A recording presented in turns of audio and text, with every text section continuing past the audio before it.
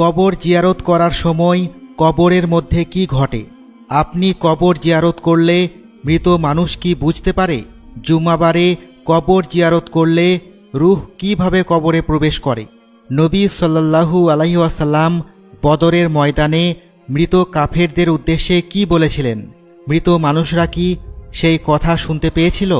আজকের ভিডিওটি খুবই তথ্যপূর্ণ, তাই ভিডিওর শেষ পর্যন্ত আমাদের সাথেই থাকুন। সহিহ বুখারীতে একটি হাদিস বর্ণিত হয়েছে, একদিন আল্লাহ রাসূল সাল্লাল্লাহু আলাইহি ওয়াসাল্লাম এক মহিলার পাশ দিয়ে যাচ্ছিলেন। তিনি দেখতে পেলেন সেই মহিলা কবরের পাশে বসে উচ্চ স্বরে বিলাপ করে ক্রন্দন করছিল। নবী সাল্লাল্লাহু আলাইহি ওয়াসাল্লাম তাকে বললেন, তুমি আল্লাহকে ভয় করো এবং ধৈর্য ধারণ করো। মহিলাটি আল্লাহ রাসূল সাল্লাল্লাহু আলাইহি ওয়াসাল্লামকে বলল, আপনি আমার কাছ থেকে দূর হন, আপনি আমার কষ্ট কি বুঝবেন? আপনার উপর তো আমার মতো বিপদ উপস্থিত হয়নি। মূলত মহিলাটি রাসূল সাল্লাল্লাহু আলাইহি ওয়াসাল্লামকে চিনতে পারেনি। পরবর্তীতে তাকে বলা হলো, ইনি হচ্ছেন নবী সাল্লাল্লাহু আলাইহি ওয়াসাল্লাম, আপনি তাকে এটা কি বললেন? এরপর সেই মহিলা নবী করিম সাল্লাল্লাহু আলাইহি ওয়াসাল্লামের দরবারে এসে উপস্থিত হলেন। রাসূল সাল্লাল্লাহু আলাইহি ওয়াসাল্লামের কাছে তখন কোনো প্রহরী ছিল না। সেই মহিলা অনুতপ্ত কণ্ঠে বললেন, হে আল্লাহ রাসূল, আমি আপনাকে চিনতে পারিনি। আল্লাহ রাসূল সাল্লাল্লাহু আলাইহি ওয়াসাল্লাম বললেন, ধৈর্য বিপদের প্রাথমিক অবস্থাতেই ধারণ করতে হয়। আসলে মহিলাদের ধৈর্য শক্তি পুরুষদের তুলনায় অনেক কম। এরা কবর জিয়ারত করতে গিয়ে দোয়া কালাম ছেড়ে কান্নাকাটি শুরু করে দেয়। এজন্য মহিলাদেরকে কবর জিয়ারত করতে না যাওয়ার উপদেশ দেওয়া হয়েছে। এক হাদিসে রাসূল সাল্লাল্লাহু আলাইহি ওয়াসাল্লাম কবর জিয়ারতকারিণী মহিলাদেরকে অভিসম্পাত করেছেন, অর্থাৎ ওই সকল নারী যারা মৃত ব্যক্তির কবরের পাশে বিলাপ করে কাঁদে। ইসলামের প্রাথমিক দিকে কবর জিয়ারত নিষিদ্ধ থাকলেও পরবর্তীতে রাসূল সাল্লাল্লাহু আলাইহি ওয়াসাল্লাম কবরে জিয়ারতের অনুমতি এবং এতে উৎসাহ দিয়ে বলেন, আমি তোমাদেরকে কবর জিয়ারত করতে নিষেধ করেছিলাম, এখন থেকে তোমরা কবর জিয়ারত করতে পারো। কেননা কবর জিয়ারতে মৃত্যুর কথা স্মরণ হয়, তাই তোমরা বেশি বেশি কবরে জিয়ারত করো। আর আমি তোমাদেরকে 3 দিনের অধিক সময় কুরবানির গোশত রাখতে নিষেধ করেছিলাম, অর্থাৎ 3 দিনের মধ্যে কুরবানির গোশত খেয়ে শেষ করতে হবে, কিন্তু এখন যতদিন ইচ্ছা তা খেতে পারো। রাসূল সাল্লাল্লাহু আলাইহি ওয়াসাল্লাম বলেছেন, যখন কোনো মুসলিম ব্যক্তি দুনিয়াতে পরিচিত তার কোনো মৃত ভাইয়ের কবরের পাশ দিয়ে গমন করে এবং তাকে সালাম দেয়, তখন তার সালামের উত্তর দেওয়ার জন্য আল্লাহ তাআলা তার রূহকে কবরে ফেরত দেন। উল্লেখিত হাদিস দ্বারা প্রমাণিত যে মৃত ব্যক্তি তাকে চিনতে পারেন এবং তার সালামের উত্তর দেন। মৃত ব্যক্তি জীবিত ব্যক্তির জিয়ারত বুঝতে পারেন এবং এতে সে অত্যন্ত খুশি হন। তবে মৃত ব্যক্তিরা আমাদের মতো শুনতে ও দেখতে পারার বিষয়ে সম্পূর্ণ স্বাধীন নয়। তাদের শোনা এবং দেখার ক্ষমতা সম্পূর্ণ আল্লাহ তাআলার এখতিয়ারের অধীন। আল্লাহ তাআলা যদি দুনিয়ার কোনো কথা বা দৃশ্য দেখাতে বা শোনাতে চান, তবে তারা ততটুকু শুনতে ও দেখতে পারেন যতটুকু আল্লাহ তাআলার ইচ্ছা, জেলখানায় আবদ্ধ পরাধীন আসামির মতো। সহিহ বুখারী ও মুসলিম সহ অসংখ্য হাদিসে বর্ণিত, মুসলমানগণ এক রাতে বদরের কূপের পাশে আওয়াজ শুনলেন। তারা দেখতে পেলেন রাসূল সাল্লাল্লাহু আলাইহি ওয়াসাল্লাম বদরের কূপের পাশে দাঁড়িয়ে উচ্চ আওয়াজে সম্বোধন করে ডাকছিলেন, হে আবু জাহেল ইবনে হিশাম, হে সাইবা ইবনে রাবিয়া, হে উতবা ইবনে রাবিয়া, হে উমাইয়া ইবনে খালফ, তোমাদের প্রভু তোমাদের সাথে যে অঙ্গীকার করেছিলেন তা কি তোমরা সত্যরূপে পেয়েছ? আমার রব আমার সাথে যে ওয়াদা করেছিলেন আমরা তা সত্যরূপে পেয়েছি, আলহামদুলিল্লাহ।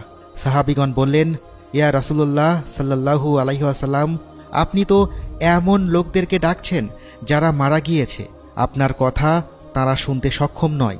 এমনকি হযরত ওমর রাদিয়াল্লাহু তাআলা আনহু বললেন, ইয়া রাসূলুল্লাহ, আপনি আত্মাহীন দেহের সাথে কথা বলছেন, তারা তো শুনতে পায় না। উত্তরে আল্লাহ রাসূল সাল্লাল্লাহু আলাইহি ওয়াসাল্লাম বললেন, আল্লাহর শপথ, তোমরা আমার কথা তাদের চেয়ে বেশি শুনতে পাওনি। তারা শুনতে পায়, কিন্তু তারা উত্তর প্রদানের ক্ষমতা রাখে না।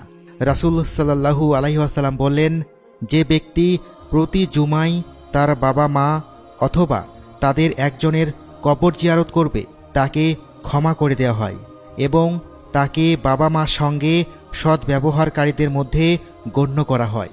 অথচ সন্তানরা আজকাল এত ব্যস্ত যে মরহুম পিতামাতার কবরের পাশে দাঁড়িয়ে শুধু সালাম বিনিময়ের সময়টুকুও নেই। কবর জিয়ারতে জীবিত ও মৃত উভয়ের জন্য অসংখ্য কল্যাণ নিহিত রয়েছে। তার মধ্যে কিছু উল্লেখ করা হলো। 1. মৃত ব্যক্তি ও কবর জিয়ারতকারীর মাঝে আত্মিক সম্পর্ক সৃষ্টি হয়। তোমরা মৃতদের কবর জিয়ারত করো, নিশ্চয় তারা তোমাদের জিয়ারতে আনন্দিত হয়। 2. পরকালের স্মরণ হৃদয়ে জাগ্রত হয়। রাসূল সাল্লাল্লাহু আলাইহি ওয়াসাল্লাম বলেন, তোমরা কবর জিয়ারত করো, কেননা তা তোমাদেরকে আখিরাত স্মরণ করিয়ে দেয়। 3. মৃত ও জীবিত উভয়েরই গুনাহ মাফ হয়।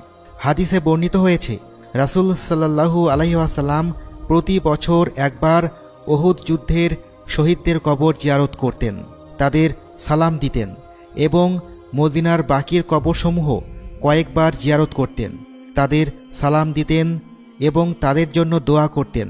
তিনি বলতেন, আসসালামু আলাইকুম হে মুসলিম কবরবাসী, ইনশাল্লাহ আমরা অতি শীঘ্রই তোমাদের সাথে মিলিত হব। মহান আল্লাহ তাআলার কাছে আমাদের ও তোমাদের জন্য নিরাপত্তা কামনা করছি।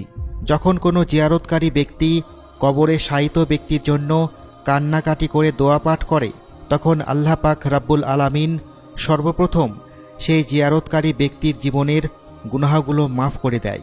সুবহানাল্লাহ। নবী সাল্লাল্লাহু আলাইহি ওয়াসাল্লাম কবর জিয়ারতের এই তরিকায় বলেছেন, কেউ যখন কবরস্থানে যায় কবরবাসীদের সে যেন এই বলে সালাম দেয়, আসসালামু আলাইকুম ইয়া আহলাল কুবুর ইয়াগফিরুল্লাহু লানা ওয়া লাকুম আনতুম সালাফুনা ওয়া নাহনু বিল আসার।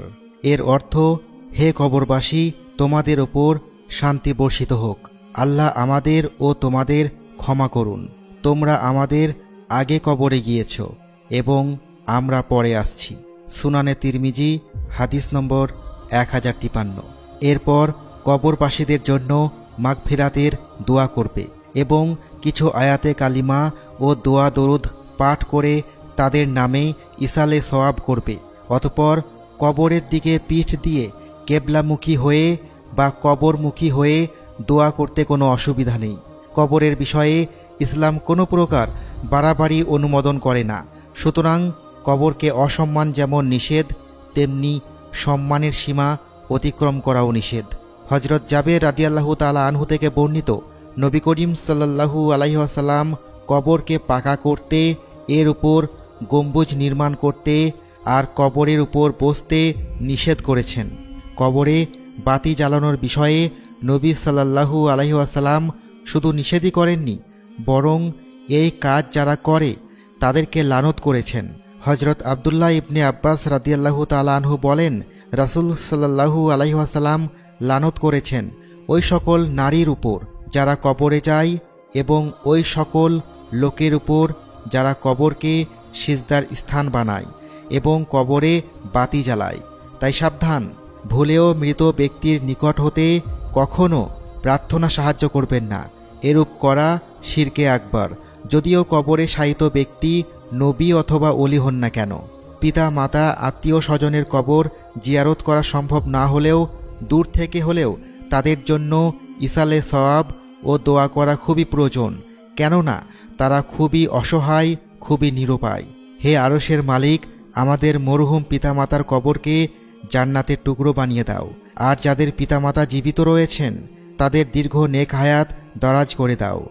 আমিন।